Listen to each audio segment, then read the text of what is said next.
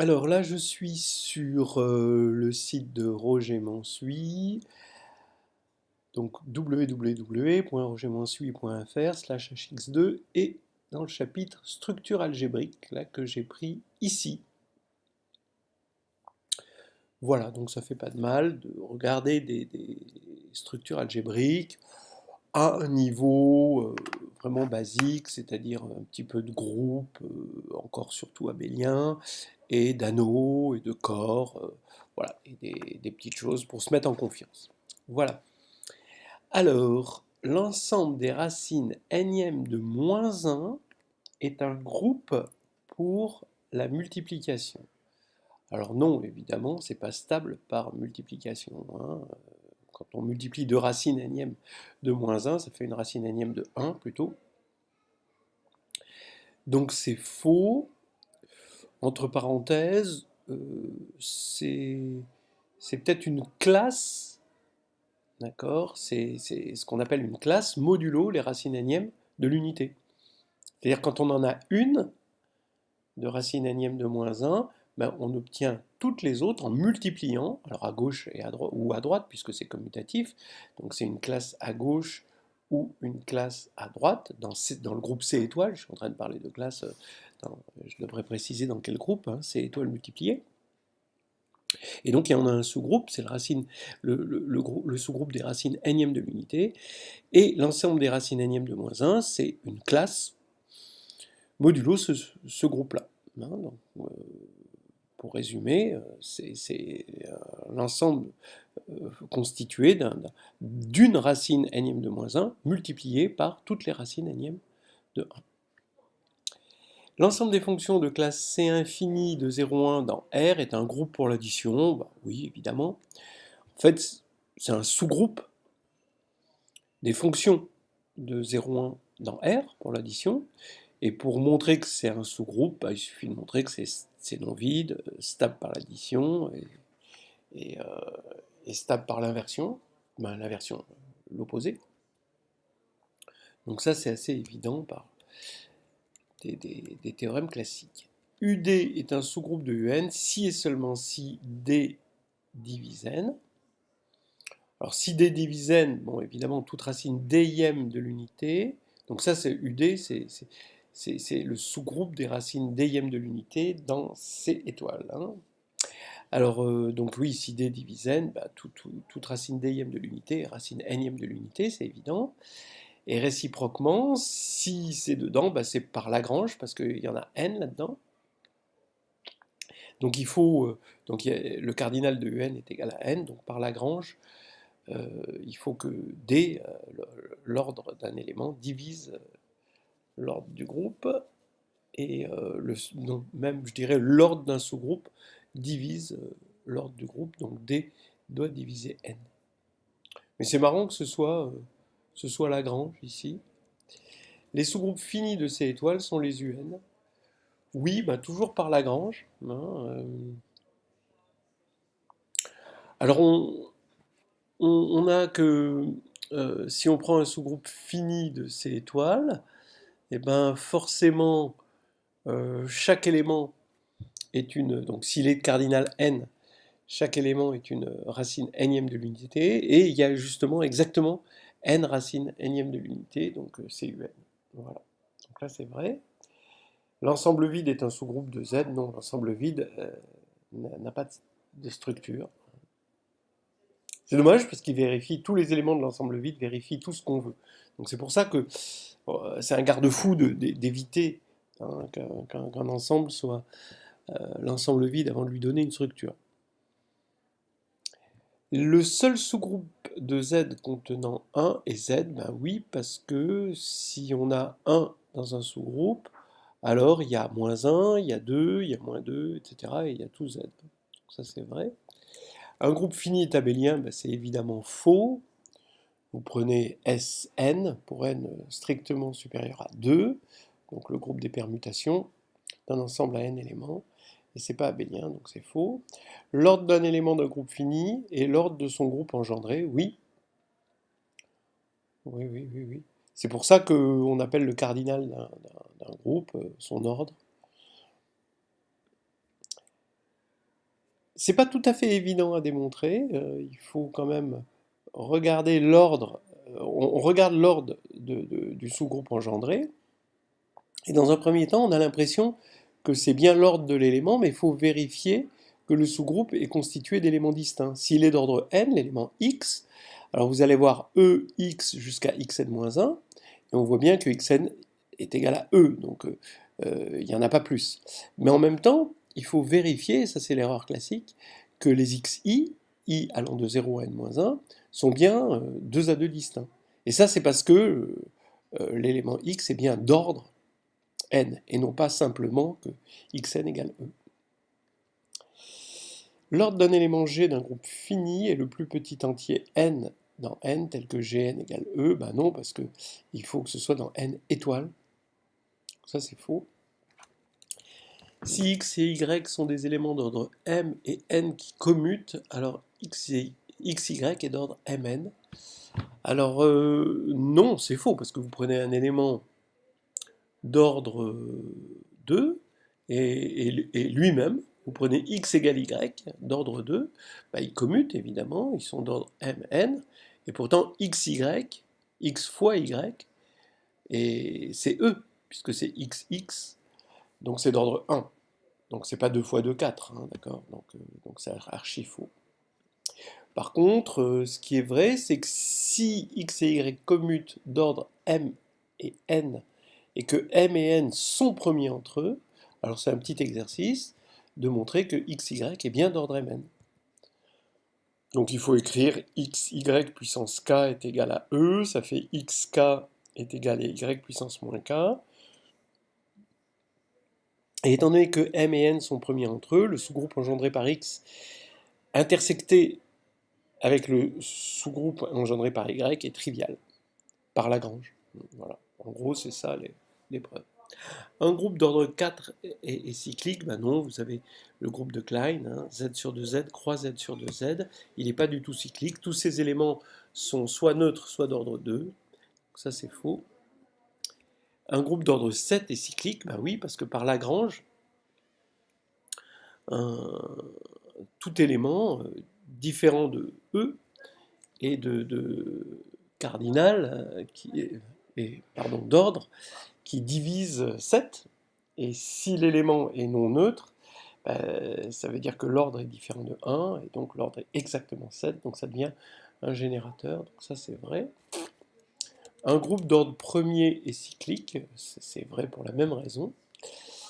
Ce qui est vrai pour 7 ici est vrai pour n'importe quel nombre premier. Un groupe cyclique est d'ordre premier, ben non, vous prenez z sur 4z, il est cyclique, puisque c'est z sur 4z, il est engendré par la classe de 1, et il est d'ordre 4 qui n'est pas premier, donc ça c'est faux.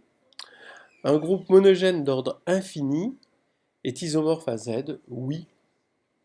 Un groupe monogène, soit il est fini, dans ce cas-là il est cyclique, c'est Z sur NZ, où N c'est son ordre, soit il est infini, dans ce cas-là c'est isomorphe à Z. On le fait par isomorphisme, si on appelle G ce groupe, on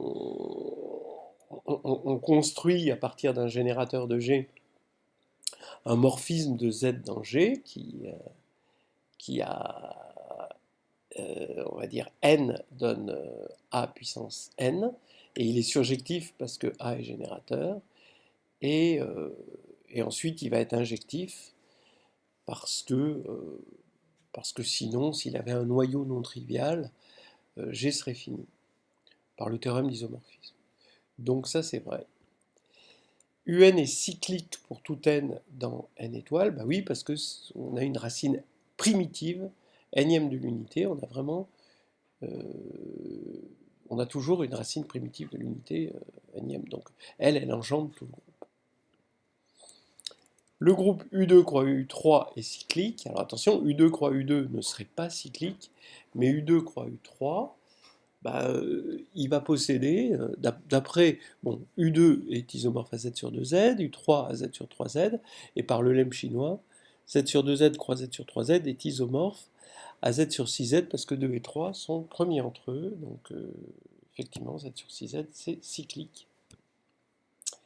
La valeur absolue est un morphisme de groupe entre là et là, bah oui, ça va vérifier. La valeur absolue de 1, c'est 1. Valeur absolue de x, y est égale à valeur absolue de x fois valeur absolue de y, et ça va bien dans R plus étoile. Donc, ça, c'est vrai. L'application, bon, 1515 log de x est un morphisme de R plus étoile multiplie dans R plus. Bah déjà, log de x, ça va être un morphisme, puisque ça transforme. Bon, déjà, le log, il est bien défini sur R plus étoile. Le log transforme la multiplication en addition dans R, et multiplié par un nombre quelconque, bah, c'est un morphisme par distributivité, un morphisme du groupe, un endomorphisme en quelque sorte, hein, du groupe R+. Et donc ça va être vrai parce que la composée de deux morphismes, c'est un morphisme, donc là c'est vrai. L'image d'un morphisme de groupe est un sous-groupe, oui tout à fait. C'est stable par multiplication, parce que phi de x et phi de y est égal à phi de xy. C'est stable par inversion, parce que phi de x moins 1, c'est phi de x moins 1. Voilà, donc ça c'est vrai. La composée de deux morphismes de groupe est un morphisme de groupe. Oui, ben on en a parlé tout à l'heure. Ça se vérifie facilement. Soit ρ la rotation du plan de centre O et d'angle 2π sur 3, le noyau du morphisme de groupe de là vers là. Alors ça c'est Z, ça c'est les isométries du plan complexe, qui à K donne ρ puissance K. Ben oui, alors d'abord 3 est dans le noyau, puisque ρ3 égale l'identité, l'élément neutre ici. Et puis maintenant, ben, 3 c'est le minimal non nul du noyau, parce que ρ1 et ρ2 sont pas égaux à l'identité. Hein. Donc, bah, on va avoir tout 3z qui va être dans le noyau, et réciproquement, on sait que le noyau est de la forme nz, puisque un sous-groupe de z est de la forme forcément nz, et donc n égale 3. Donc là, c'est vrai. L'image d'un élément d'ordre n par un morphisme de groupe est un élément d'ordre n. Ben non, parce que ça peut être l'identité. Hein. Si le morphisme est injectif, alors pas de problème. Hein. Si le morphisme est injectif, l'ordre est respecté, l'ordre d'un élément est respecté par l'image. C'est un peu normal, hein. Mais s'il n'est pas injectif, ça peut être envoyé, un élément d'ordre n peut être envoyé vers un élément d'ordre 1, c'est-à-dire l'identité. Donc ça c'est faux. Les groupes U4 et U2 croix U2 sont isomorphes. Ben non, c'est pas la peine de chercher toutes les bijections possibles entre les deux et voir que ce n'est pas des isomorphismes. Il suffit de dire que si par l'absurde il y avait un isomorphisme, alors il enverrait un élément d'ordre, comme il est injectif, justement, ce qu'on vient de dire, comme il est injectif, il enverrait un élément d'ordre 4 vers un élément d'ordre 4.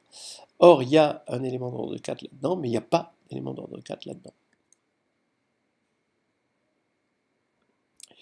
L'ensemble des fonctions de classe C1 de 0,1 dans R est un anneau commutatif. Oui, tout à fait, c'est stable par addition. C'est un sous-anneau de l'anneau des fonctions de 0,1 dans R. Stable par addition, stable par multiplication, par des théorèmes d'analyse classiques. 5,5 est un inversible de l'anneau des nombres décimaux. Alors d'abord, l'ensemble des nombres décimaux est un anneau, et 5,5 a pour inverse 2 cinquièmes, qui est aussi un décimal. Donc c'est vrai. En revanche, si on avait pris 7,5, ben, ça aurait été un décimal, mais non inversible. Le groupe des inversibles de Z de I, c'est U2. Ben non, parce qu'il y a I dedans, et I est inversible, puisque I fois moins I est égal à 1. Et moins I est bien là-dedans. Donc ça ne peut pas être U2, en fait c'est U4. L'anneau Z2 est intègre, avec les opérations composante par composante, oui. Donc c'est bien un anneau. Hein. Bah oui, est-ce que c'est intègre? Bah non, parce que vous prenez 1, le couple 1, 0, et vous prenez le couple 0, 1. C'est deux éléments non nuls, mais quand vous les multipliez, bah, ça fait 0, 0. Donc c'est pas intègre. Les éléments neutres de l'anneau ici sont l'ensemble vide et E. Bon bah oui, c'est bien connu. L'ensemble vide, et c'est l'élément neutre pour la différence symétrique. E est l'élément neutre pour l'intersection. Parce que E inter n'importe quoi, ça fait le E inter A. Ça fait A pour toute partie de A. Et l'ensemble vide, différence symétrique avec A, bah, donc ça fait A aussi. Parce que l'ensemble vide union A, ça fait A, et l'ensemble vide inter A, ça fait l'ensemble vide, et donc la différence entre les deux, ça fait A. Donc ça, c'est vrai.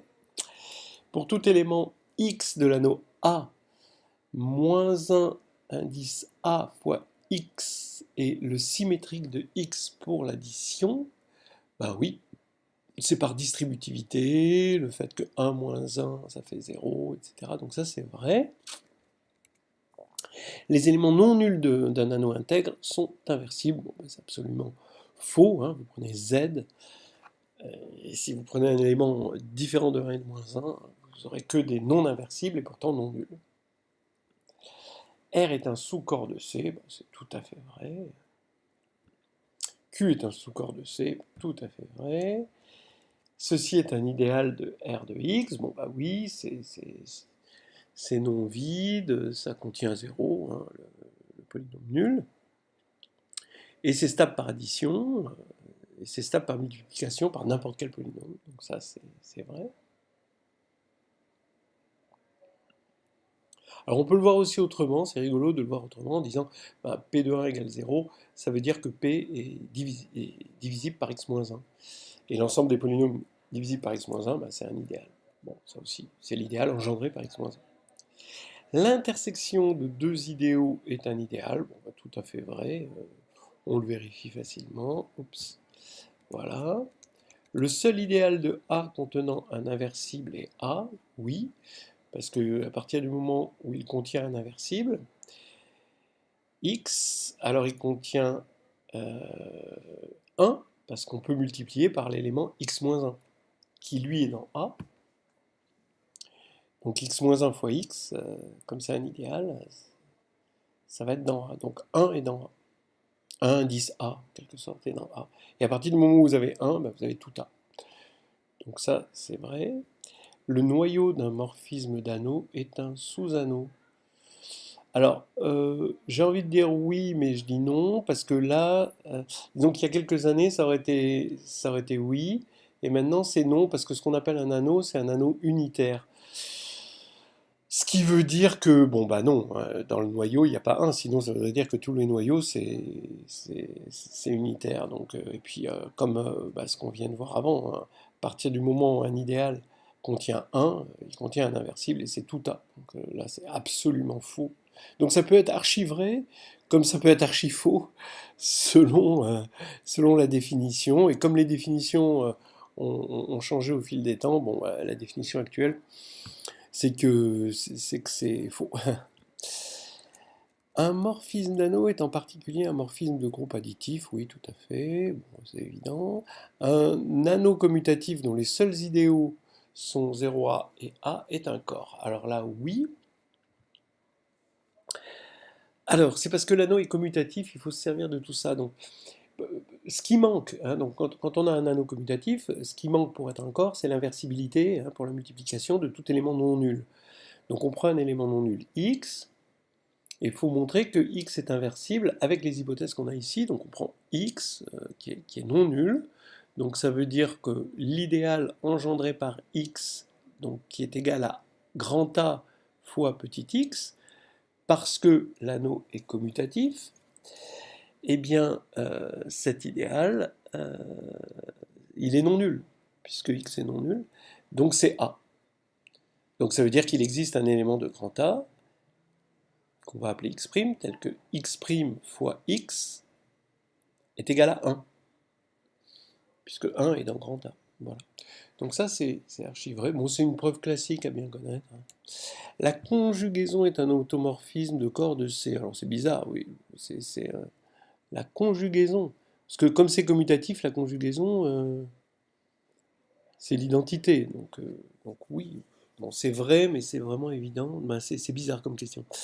L'application partie réelle est un morphisme de corps de C dans R. Ça voudrait dire que la partie réelle du produit, c'est le produit des parties réelles. Alors c'est vrai pour la somme, hein, mais pour le produit, non. Hein, puisque quand on a x plus iy et x' plus iy', la partie réelle du produit, c'est, si je ne m'abuse, xx' moins yy', et non pas xx'. Donc ça, c'est faux. L'application x donne moins x est un automorphisme de corps de R. Donc ça voudrait dire que, alors bon, pour l'addition, c'est compatible. Pour la multiplication, il faudrait dire que moins x fois moins y est égal à moins, parenthèse, xy. Et ça, c'est faux, parce que moins 1, donc non, hein, faux.